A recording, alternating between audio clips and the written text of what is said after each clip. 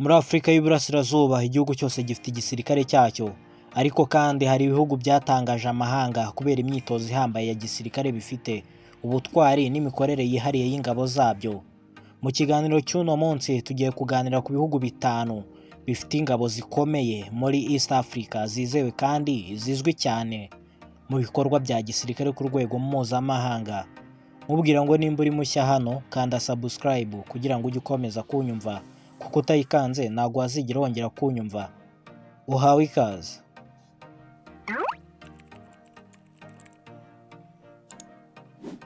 Mwanya wa 5 turasanga igisirikare cyitwa TPDF, Tanzania People's Defense Force. Tanzania ni igihugu kidakunda kuvuga byinshi, ariko gifite igisirikare cy'icyitegererezo mu kwitwararika ndetse no kugira discipline kurinda abaturage bacyo. Tanzania People's Defense Force niyo yigeze gutsinda intambara y'Akagera ihagarika Idi Amin Dada. Kino gisirikare cya Tanzania dore ibikorwa by'ubutwari gifite. Iki gisirikare nicyo kizwiho ko cyahagaritse intambara y'Akagera yo mu 1979. Ikindi kandi kino gisirikare kizwiho kubungabunga amahoro mu bihugu birimo Congo ndetse na Sudani. Ndetse kandi kino gihugu gifite umutekano uhamye mu gihugu imbere. Kino gisirikare kandi dore ibikoresho by'intambara gifite burende, indege z'intambara ndetse n'iz'uburinzi, amato ya patrol, ano ni amato acunga umutekano mu mazi, helicopter cyangwa se kajugujugu za transport ndetse n'iz'imyitozo. Ikindi kandi kino gisirikare gifite special force zitozwa n'Ubushinwa. Tanzania ivuga yuko kandi hamya yuko igisirikare kitagomba gusa gutsinda, ahubwo kigomba kubahwa no kurinda amahoro. Ku mwanya wa 4 turahasanga igisirikare cya Ethiopia, Ethiopian National Defense Force. Kino ni igisirikare cyo muri Ethiopia, kikaba kiri ku mwanya wa 4 muri East Africa. Ethiopia ifite igisirikare kinini ndetse kandi gifite umubare mwinshi w'abasirikare, nubwo yanyuze mu bibazo by'intambara y'imbere. Ingabo za Ethiopia zagize uruhare rukomeye mu kurinda ubusugire bw'igihugu mu myaka myinshi. Dore ibikorwa by'ubutwari kino gihugu cyangwa se kino gisirikare cya Ethiopia gifite. Iki gisirikare kizwiho guhangana n'inyeshyamba muri Tigray, kurwana intambara n'amahanga mu gihe cyashize muri Eritrea, kubungabunga umutekano mu turere twibasiwe n'ubushyamirane. Dore ibikoresho cyangwa se bitwaro Ethiopia ifite bya gisirikare. Ifite indege z'indwanyi, ifite helicopter z'intambara Mi-24, ibiguruka harimo drones n'indege z'ubutasi, ibitwaro bikomeye nka za burende, ndetse kandi ifite imodoka z'ibifaru byo ku rugamba. Iki gisirikare cya Ethiopia ni igisirikare gishingiye ku bwinshi n'ubunararibonye, ariko gikeneye kwiyubaka mu myitwarire n'itegeko. Ku mwanya wa 3 turahasanga igisirikare cya Uganda, UPDF, Uganda People's Defense Force.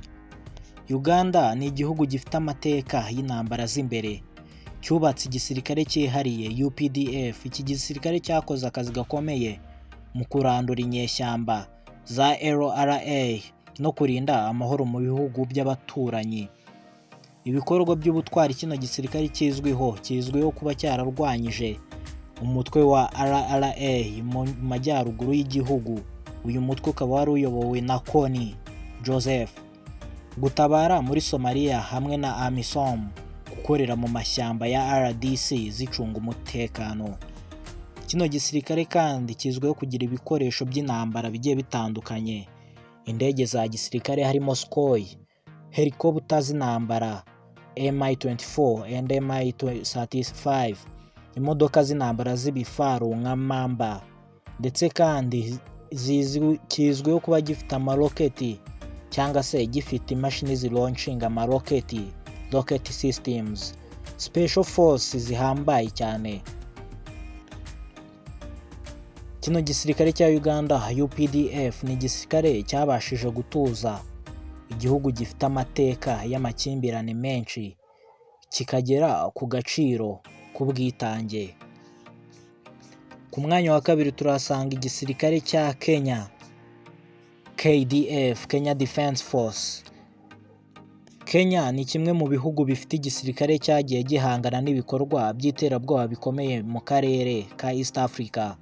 Kenya Defense Force ifite amashami akomeye, ingabo zirwanira mu mazi, izirwanira mu kirere ndetse n'izo ku butaka. Dore ibikorwa by'ubutwari kino gisirikare cya Kenya gifite. Kino gisirikare cyagize uruhare rukomeye mu rugamba rwo muri Somalia, AMISOM, imyitozo ya buri gihe hamwe na USA cyangwa se Leta Zunze Ubumwe za Amerika, Ubwongereza ndetse na Israel. Igisirikare cya Kenya gifite ikigo cya gisirikare cya Gilgiri gitoza ingabo za counter terrorism. Kino gisirikare kandi kizwiho kuba gifite ibitwaro bya kirimbuzi byifashishwa ku rugamba nk'indege zirwanira mu kirere, izo dukunze kwita 5E Tiger, helicopter zihambaye zifite ubwirinzi buhambaye, imodoka z'intambara zizewe nka Puma ndetse na Nyoka, amato ya gisirikare Navy ships, ndetse kandi bafite na radar ndetse na drone zicunga umutekano zigezweho.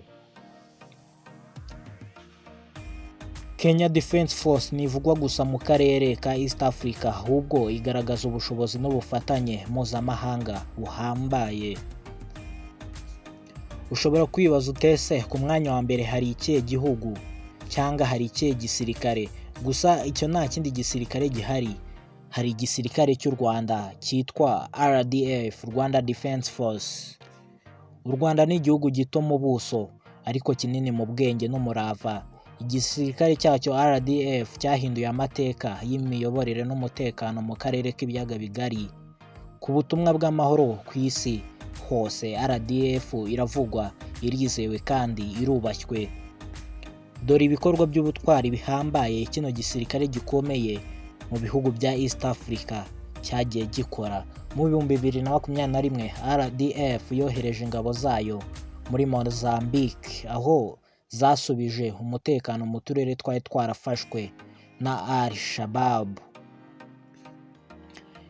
Ikindi gikorwa cy'ubutwari, zino ngabo zari mu bikorwa byo kubungabunga no kugarura amahoro muri Sudani y'Epfo ndetse na Centrafrique n'ahandi hagiye hatandukanye. Izi ngabo kandi ni ingabo zigira discipline ndetse kandi zikorera ku murongo, zigaragaza indangagaciro z'ubunyamwuga, kwihangana no kurinda abasivile. Kino gisirikare kidasanzwe muri East Africa, dore ibikoresho gifite by'urugamba.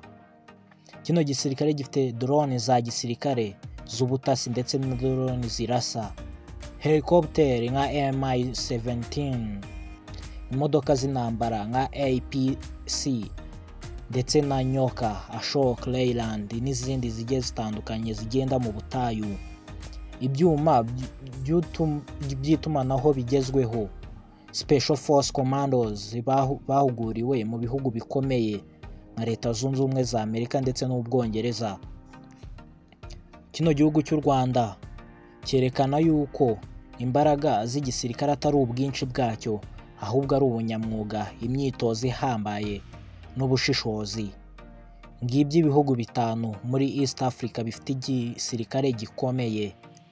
Nkubwira ngo nimba ukunda ibiganiro byacu, ntugende udakanze like kandi usige na comment y'ikintu wifuza yuko twazagukoreraho ubutaha.